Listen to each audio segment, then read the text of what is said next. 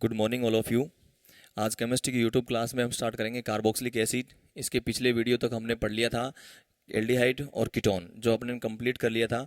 General introduction, उसके बाद में हमने पढ़ा था उसका नोमेनक्लेचर, फिर method of preparation, physical property और केमिकल प्रॉपर्टी। अब हम स्टार्ट कर रहे हैं कार्बोक्सिलिक एसिड। तो सबसे पहले कार्बोक्सिलिक एसिड में अपने पास कार्बोक्सिलिक ग्रुप, कार्बोक्सिलिक जो ग्रुप है वो होता है C double bond O O H. Carboxylic group जो है वो दो ग्रुप से या दो फंक्शनल ग्रुप से मिलकर बना हुआ है। अपने पास दो फंक्शनल ग्रुप हैं। एक फंक्शनल ग्रुप जो है वो तो अपने पास है कार्बोनिल ग्रुप, जो एल्डिहाइड व कीटोन में भी प्रेजेंट रहता है। और उसके बाद में है हाइड्रोक्सी ग्रुप। हाइड्रोक्सी ग्रुप जो है वो एल्कोहल में प्रेजेंट होता है। तो अपने पास दो ग्रुप से मिलकर, कार्बोनिल ग्रुप और हाइड्रोक्सी ग्रुप से मिलकर एक नया फंक्शनल ग्रुप बनता है, जिसको हम कहते हैं कार्बोक्सिलिक ग्रुप। अब कार्बोक्सिलिक ग्रुप से हम कार्बोक्सिलिक एसिड की डेफिनेशन दे सकते हैं कि वे एक कंपाउंड जिसमें कार्बोक्सिलिक ग्रुप प्रेजेंट होता है, उन सभी कंपाउंड्स को हम क्या कहते हैं? कार्बोक्सिलिक एसिड कहते हैं। कार्बोक्सिलिक एसिड में कार्बन के ऊपर sp2 हाइब्रिडाइजेशन है, इसके ऊपर लोन पेयर है ऑक्सीजन पे। इस ऑक्सीजन पे अगर हम हाइब्रिडाइजेशन की बात करें तो sp3 हाइब्रिडाइजेशन है। इसके ऊपर हम अगर हाइब्रिडाइजेशन की बात करें तो sp2 हाइब्रिडाइजेशन है।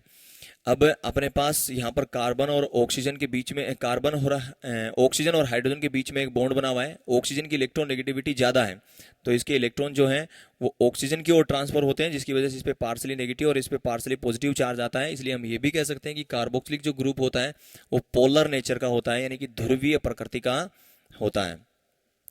नेक्स्ट, कार्बोक्सिलिक एसिड जो है उसका हम क्लासिफिकेशन पढ़ें तो हम इसको दो भागों में डिवाइड कर सकते हैं। एक हम कह सकते हैं कि कार्बोक्सिलिक एसिड हैं वो एलिफेटिक भी होते हैं, और दूसरे जो हैं वो एरोमेटिक भी होते हैं। तो हम कह सकते हैं एलिफेटिक कार्बोक्सिलिक अम्ल, एलिफेटिक कार्बोक्सिलिक अम्ल। दूसरा हम कहें कि एरोमेटिक, एरोमेटिक कार्बोक्सिलिक अम्ल।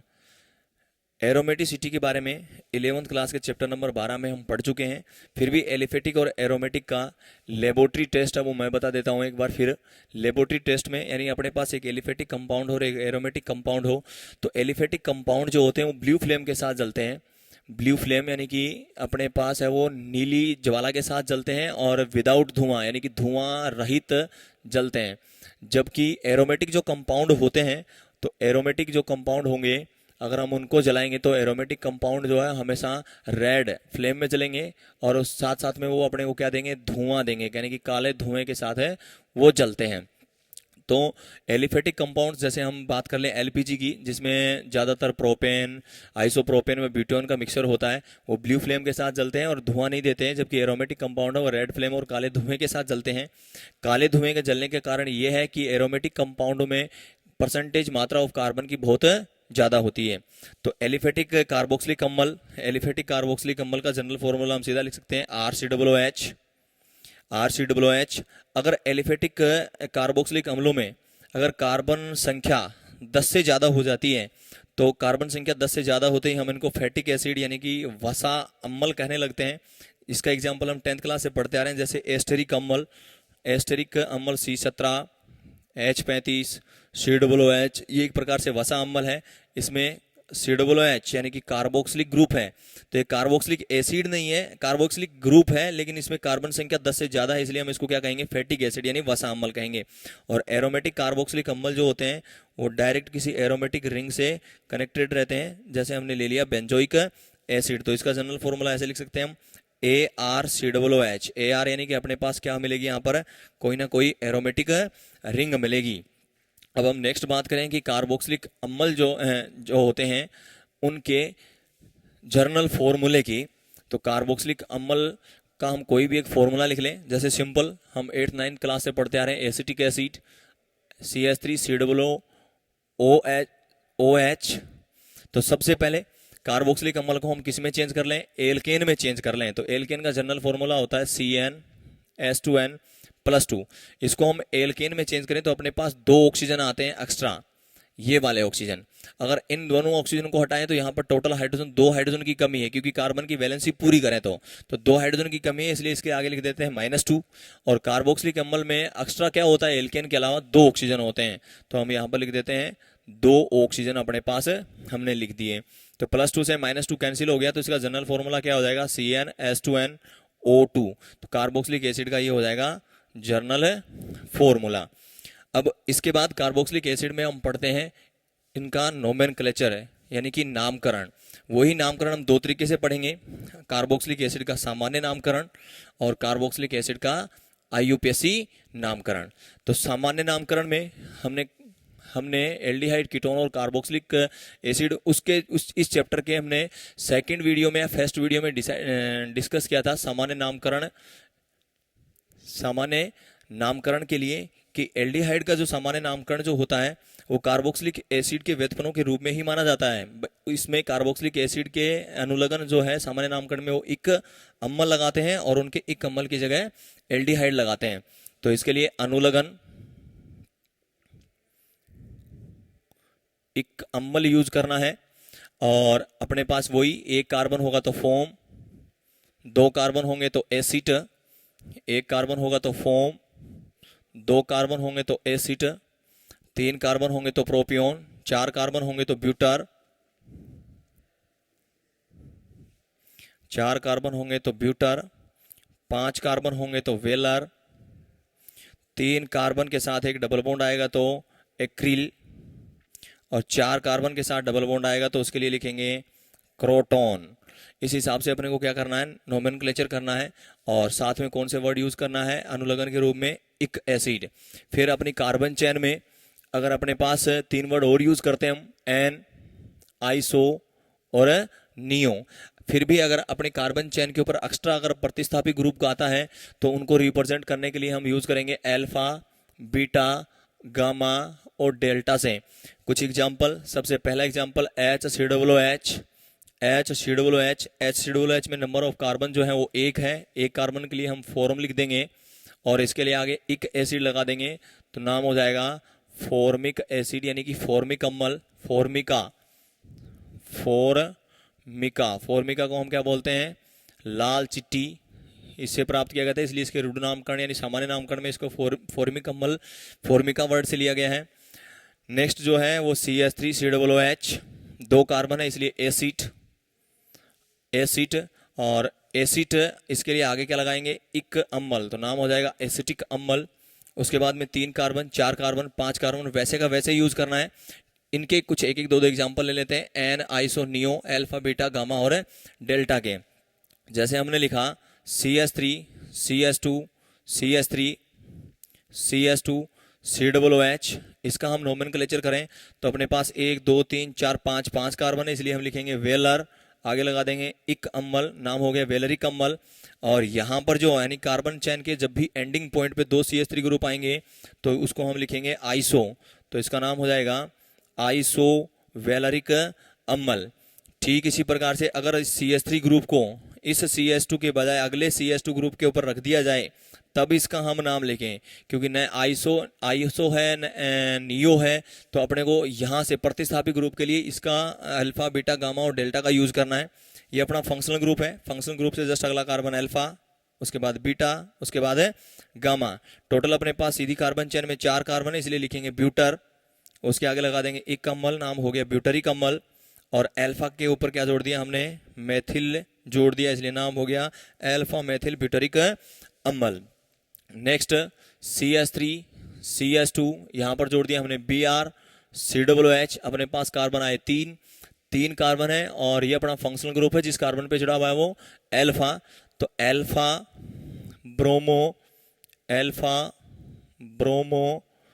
प्रोपियोनिक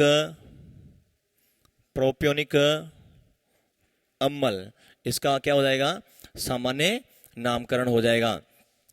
2 चीजें और ध्यान में रखनी है, अगर सामान्य नामकरण के अंदर COOH फंक्शनल ग्रुप जो है वो किसी रिंग पे डायरेक्ट जुड़ा रहता है तो उसके लिए अपने को इक वर्ड यूज नहीं करना है, उसके लिए अपने को अनुलग्न के रूप में कार्बोक्सिलिक वर्ड यूज कार्बोक्सिलिक अम्ल वर्ड यूज करना है। जैसे इसका हम अगर सामान्य नामकरण के लिखेंगे तो क्या लिखेंगे, बेंजीन कार्बोक्सिलिक अम्ल। उसके बाद सामान्य नामकरण के बाद में आता है आईयूपीएसी नामकरण। आईयूपीएसी नामकरण सेम टू सेम जो हमने उस वीडियो में डिस्कस किया था, सेम टू सेम वैसे ही लिखना है। इसके लिए जो सेकेंडरी सुफिक्स जो होगा वो होगा ओइक अम्ल। तो अपने पास एथेनोइक अम्ल, मेथेनोइक अम्ल, इस प्रकार से हम वर्ड यूज करते रहेंगे। तो हम नेक्स्ट है अपना आईयूपीएसी नामकरण। आईयूपीएसी नामकरण, आईयूपीएसी नामकरण में अपना द्वितीयक जो अनुलग्न होगा, द्वितीयक अनुलग्न जो होगा वो होगा ओइक अम्ल, ओइक एसिड वर्ड यूज करना है। जैसे फर्स्ट हमने एग्जांपल लिया HCOOH, तो इसके लिए अपने पास एक कार्बन है इसलिए लिखेंगे मेथ, सिंगल बॉन्ड है इसलिए लिखेंगे एन, और सेकेंडरी सुफिक्स लगाना है फिर ओइक एसिड, मेथेनोइक एसिड। उसके बाद में CH3CH2 COOH, वही 3 कार्बन आ गए। 3 कार्बन के लिए क्या लिखना है अपने को, प्रोप, सिंगल बॉन्ड के लिए एन, और फिर लास्ट में ओइक एसिड, नाम हो गया propanoic acid. CH3CH double bond CH COOH। तो सीधा सीधी कार्बन चेन बना लेंगे। 4 कार्बन है, 4 कार्बन के लिए लिखेंगे ब्यूटर, ब्यूट, और डबल बॉन्ड आया कार्बन नंबर ये 1 2 3 4, सेकंड नंबर पे आया तो हमने लिख दिया 2, डबल बॉन्ड है इसलिए इन, और इसके लिए वर्ड यूज करेंगे ओइक एसिड। तो नाम हो जाएगा but 2 en oic acid. IUPAC नामकरण वैसे आपने 11th क्लास में भी पढ़े हैं, और 11th क्लास में काफी लंबा हमने इसका डिस्कस किया है। कुछ ऐसे एग्जाम्पल पढ़ लेते हैं जो एक दो एग्जाम्पल जो आईयूपीएसी नामकरण में थोड़ा सा हटके हैं। जैसे उसको मैं नोट लगा के रिप्रेजेंट कर देता हूं। जैसे अगर किसी भी रिंग के ऊपर, यहां लिख देता हूं, वलय पर COOH functional group, COOH functional group समूह सीधा यानी डायरेक्ट जुड़ा रहता है तो अनुलग्न कार्बोक्सिलिक अम्ल उपयोग में लेते हैं, कार्बोक्सिलिक अम्ल उपयोग में लेते हैं। जैसे अपने पास ये रिंग है, इस रिंग के ऊपर COOH ग्रुप डायरेक्ट जुड़ा हुआ है। जैसे मैं इसी को ये लिख देता हूं, ये अपने पास रिंग है और इस रिंग पे COOH डायरेक्ट ग्रुप नहीं जुड़ा हुआ है। तो ये वाला डायरेक्ट जुड़ा हुआ है, तो अपने पास ये कार्बन 1 2 3 3 कार्बन है, तो 3 कार्बन के लिए हम लिखते हैं प्रोप, सिंगल बॉन्ड है इसलिए लिख देंगे एन। पहला और तीसरा कार्बन जुड़ा हुआ तो ये रिंग बनी हुई इसलिए वर्ड यूज करेंगे साइक्लो, साइक्लोप्रोपेन। COOH के लिए वर्ड यूज, अगर COOH डायरेक्ट रिंग से जुड़ा हुआ है इसलिए इसके जस्ट बाद में अपने को क्या लगाना है, कार्बोक्सिलिक एसिड। और यहां पर COOH, इस एग्जांपल में COOH ग्रुप जो है वो रिंग से डायरेक्ट नहीं जुड़ा हुआ, यानी ये कार्बन नंबर 1 है और ये कार्बन नंबर क्या अपना 2 है। तो यहां पर जो कार्बन चेन बनेगी ये बनेगी। तो 2 कार्बन के लिए क्या यूज करेंगे हम, एथ, सिंगल बॉन्ड के लिए एन, और COOH के लिए क्या लगा देंगे, ओइक एसिड। तो नाम हो गया एथेनोइक एसिड। कार्बन नंबर 2 पे अपने पास साइड चेन जुड़ी हुई है, वही 1 2 3, तो यहां पर लिखेंगे 2 साइक्लो प्रोपिल, 2 साइक्लोप्रोपिल। तो ये अपना 2 साइक्लोप्रोपिल जो है वो कहां पर जुड़ा हुआ है, कार्बन नंबर 2 पे जुड़ा हुआ है। तो एक जो नोट है वो ये याद रखना है, अगर वलय पर COOH समूह सीधा जुड़ा रहता है तो अनुलग्न में कार्बोक्सिलिक अम्ल वर्ड यूज करते हैं। जैसे ये डायरेक्ट जुड़ा हुआ है इसलिए कार्बोक्सिलिक एसिड लिखा। ये जो फंक्शनल ग्रुप है वो किसी एक कार्बन से जुड़ने के बाद ये कार्बन जो है वो रिंग से जुड़ा हुआ है इसलिए हमने इसके लिए ओइक एसिड वर्ड यूज किया है। उसके बाद नेक्स्ट जो है इसमें नोट नंबर 2, दूसरे नोट में भी अपने को ये दिमाग में रखना है, यदि किसी अपनी कार्बन चेन में नोट, यदि कार्बन श्रृंखला में, यदि कार्बन श्रृंखला में 3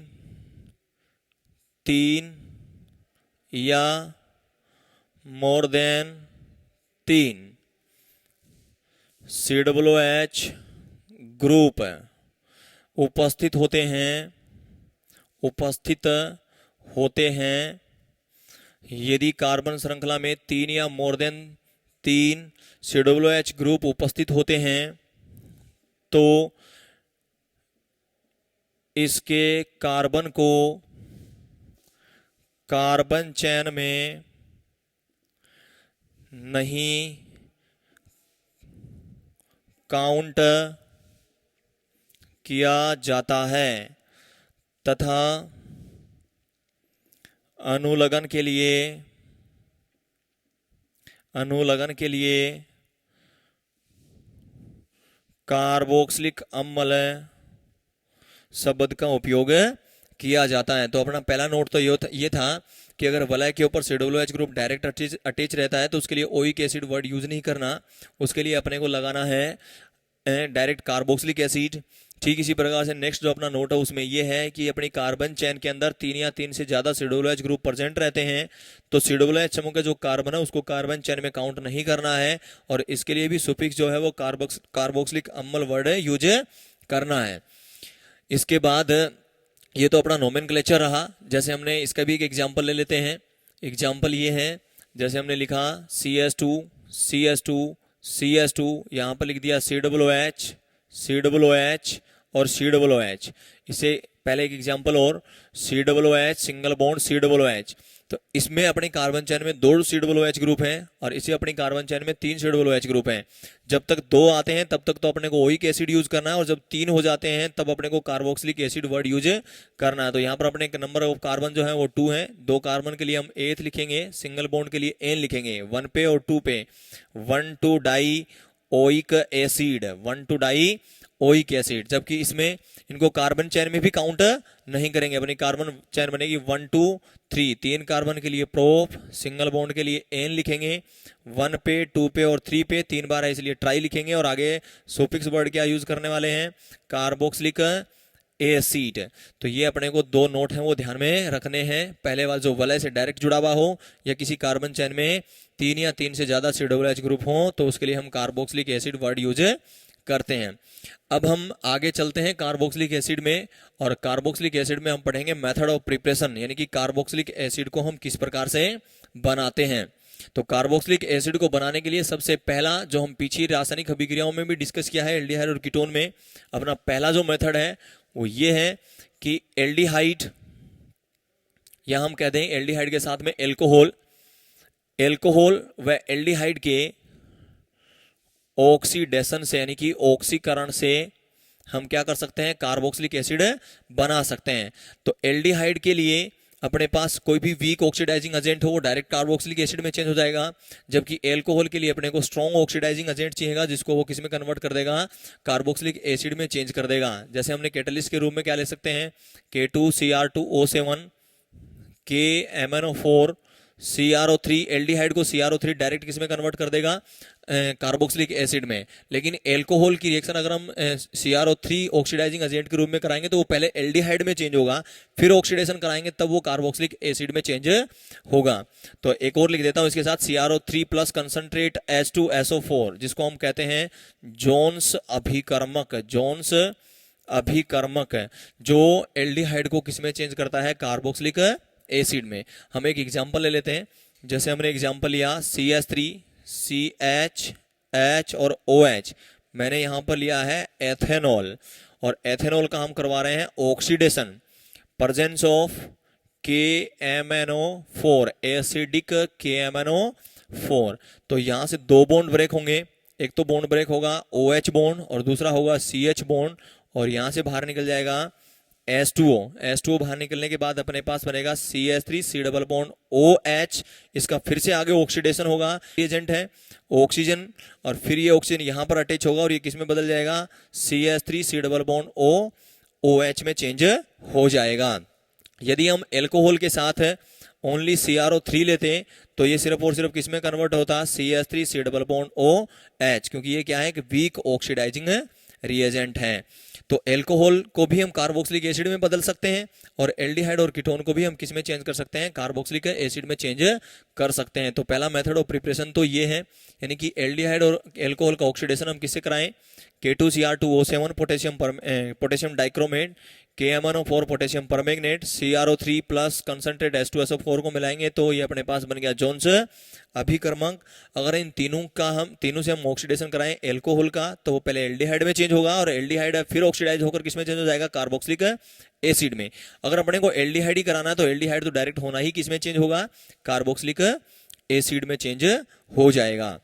तो स्ट्रॉन्ग ऑक्सीडाइजिंग रिएजेंट जो है वो कार्बोक्सिलिक एसिड में चेंज कर देते हैं एल्कोहल और एल्डिहाइड को, और वीक ऑक्सीडाइजिंग एजेंट जो होते हैं वो एल्डिहाइड को डायरेक्ट कार्बोक्सिलिक एसिड में बदल देते हैं, जबकि जो एल्कोहल जो है वो पहले एल्डिहाइड में चेंज होता है, फिर से उसका ऑक्सीडेशन कराएंगे जब वो किस में चेंज होता है, कार्बोक्सिलिक एसिड में।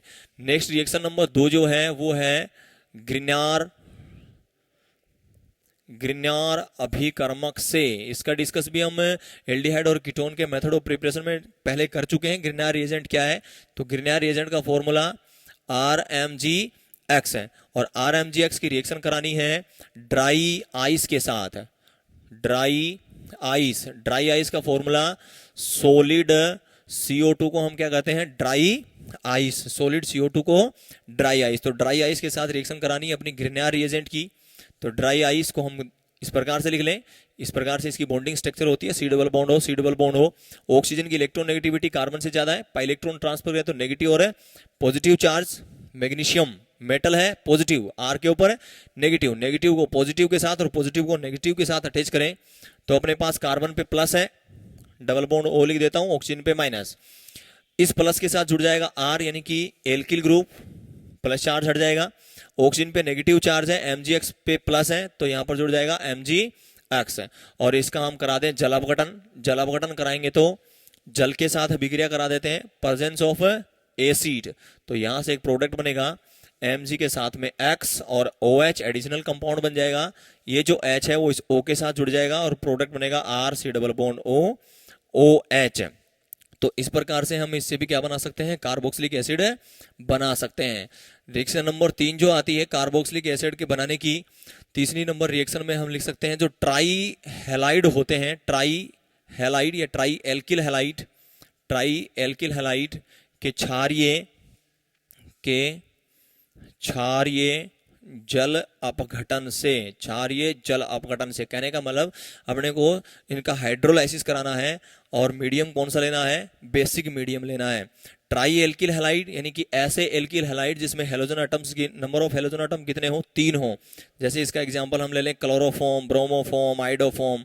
तो हमने लिया है क्लोरोफॉर्म की स्ट्रक्चर लिख लें HCCl और Cl, यानी कि क्लोरोफॉर्म का फॉर्मूला होता है CHCl3। इसका कराना है अपने को हाइड्रोलाइसिस कराएंगे तो H2O के साथ रिएक्शन करा देंगे। H2O के कितने मोल यूज में लेने पड़ेंगे अपने को, 3 मोल यूज करने हैं H2O के, तो 3 मोल H2O के हमने यूज कर लिए। मीडियम जो लेना है अपने को बेसिक मीडियम लेना है क्षारीय जल अपघटन के लिए, तो OH माइनस। यहाँ पर जो रिएक्शन होने वाली है वो कौन सी रिएक्शन होने वाली है, न्यूक्लियोफिलिक सब्स्टिट्यूशन रिएक्शन, यानी कि एक न्यूक्लियोफिल जो है वो दूसरे न्यूक्लियोफिल को वहां से क्या कर देगा, सब्स्टिट्यूट कर देगा। तो H प्लस OH पर माइनस, इधर क्लोरीन की इलेक्ट्रोनेगेटिविटी है तो यहाँ पर माइनस माइनस वाले को यहाँ से रिप्लेस करेगा, तो यहाँ से बाहर तो क्या निकल जाएगा 3HCl, तो यहाँ से प्रोडक्ट बनेगा HCOH OH और OH। जब किसी भी कार्बन चेन में एक कार्बन पर 2 या 3 या 4 OH ग्रुप आते हैं तो ऐसे जो अपने पास कंपाउंड बनेंगे वो कैसे होंगे, अस्थायी होंगे। जो आगे से यहाँ से क्या निकल जाएगा बाहर, H2O बाहर निकल जाएगा, और यहाँ से जो प्रोडक्ट बनेगा वो H जुड़ा हुआ है C से, C के साथ इधर जुड़ा हुआ है ऑक्सीजन डबल बॉन्ड O, और ये OH यानी कि बन जाएगा अपने पास कार्बोक्सिलिक एसिड। तो ट्राई एल्किल हैलाइड के क्षारीय जल अपघटन कराएंगे तो पहले यहाँ पर जो रिएक्शन होगी वो कौन सी होगी, न्यूक्लियोफिलिक सब्स्टिट्यूशन रिएक्शन। एक न्यूक्लियोफिल है वो किसी दूसरे न्यूक्लियोफिल को यहाँ से क्या करेगा, सब्स्टिट्यूट करेगा। जो कंपाउंड बनेगा वो अस्थायी होगा क्योंकि उसके कार्बन चेन में एक ही कार्बन के ऊपर 3 हाइड्रोक्सी ग्रुप होंगे। जो आगे डिकम्पोज होगा यानी H2O बाहर निकल जाएगा, और नेक्स्ट प्रोडक्ट है वो क्या बनाएगा, कार्बोक्सिलिक एसिड बनाएगा। इसके नेक्स्ट मेथड ऑफ प्रिपरेशन में हम साइनाइड यानी कि नाइट्राइलुम से भी बना सकते हैं। तो नेक्स्ट अपना है नाइट्राइलों के जल अपघटन से। तो नाइट्राइलों का जल अपघटन भी हम दो तरीके से कराएंगे।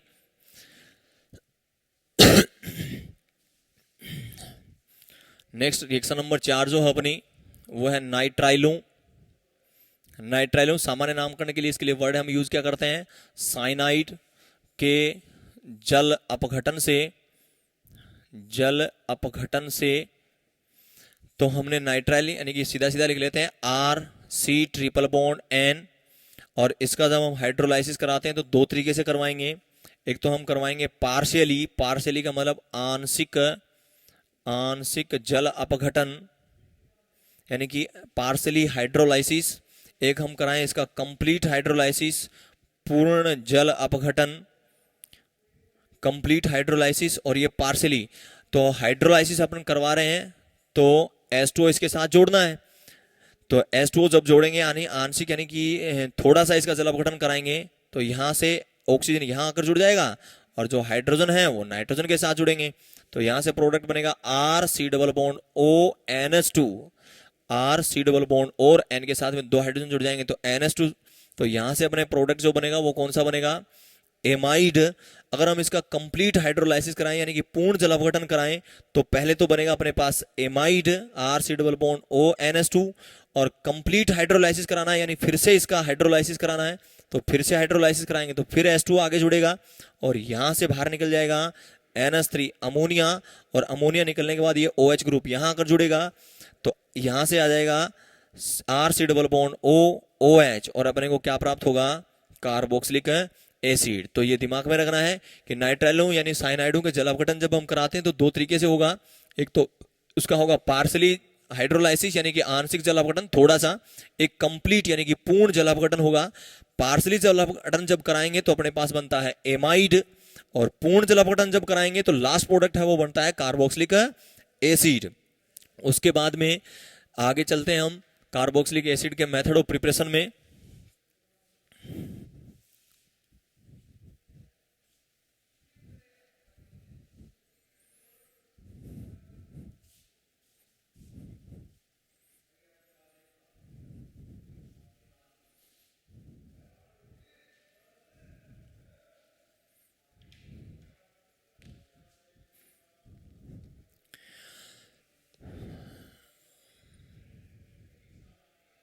एल्किल बेंजीन के ऑक्सीकरण से